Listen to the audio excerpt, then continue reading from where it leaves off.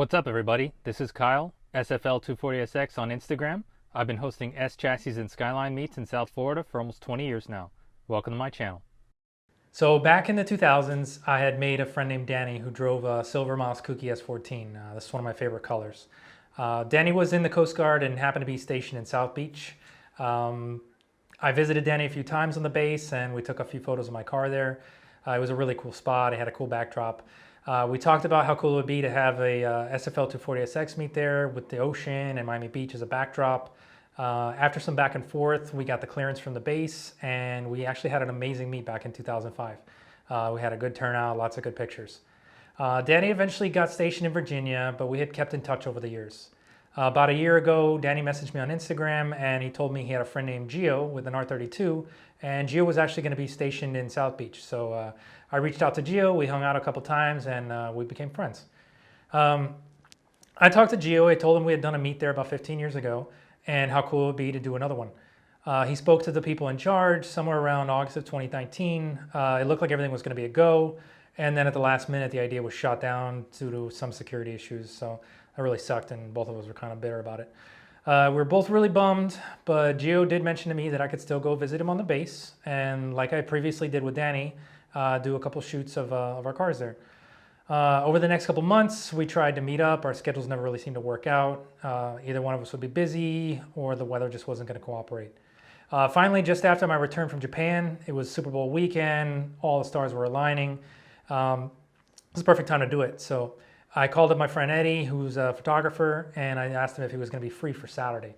Luckily, Eddie was available, so I told him we'd meet up Saturday as long as the weather held up. Saturday morning's weather looked promising. There was only going to be some potential for afternoon showers, so Eddie came by, jumped in my car, and we headed over to the beach. Gio greeted us at the guard gate. He was in his golf cart. We signed in, gave our credentials, and to pretty much proceed onto the base. What Gio did not tell me was there was going to be a massive security plate that my car would have to clear over to get into the base. This was definitely a curveball. It wasn't going to be your traditional speed bump. My front lip is really low to the ground, so anybody with lowered cars understands that struggle.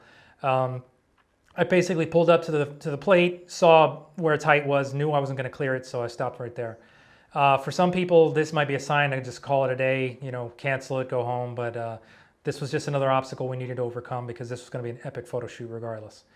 I asked Eddie if he could hop out and maybe lift the lip up, help it over, and I would slowly edge forward to clear the plate.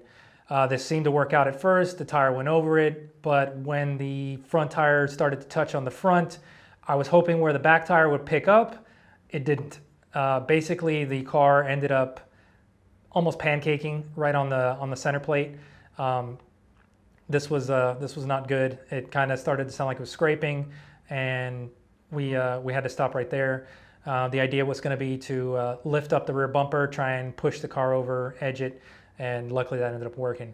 The car finally cleared. We ended up parking, setting up everything. We ended up having a really fun shoot of my S14 and Gio's GTR. Here's a couple behind the scenes as we shot and set up different shoots, the different positions we were going to shoot the cars.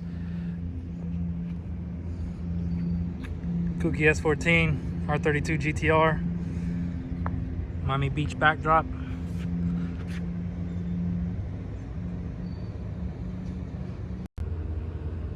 All right, we got shot number 2. Got the 32 lined up. Got my KOUKI on the slant.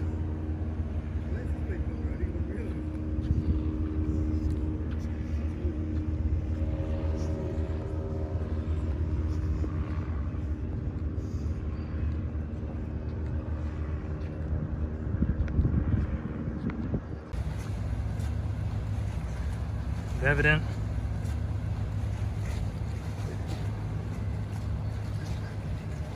Here in Miami Beach.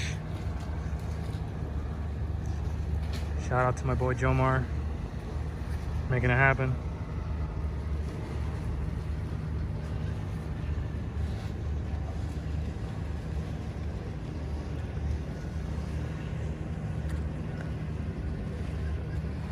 At one point during the shoot, I placed my newly acquired dusk white GoPro 7 down on a tripod. I was trying to get some footage and see how that would look later on. But Eddie was in the zone. He was taking pictures and looking down the lens, and his leg bumped it and ended up sending the lens cover straight down to the concrete.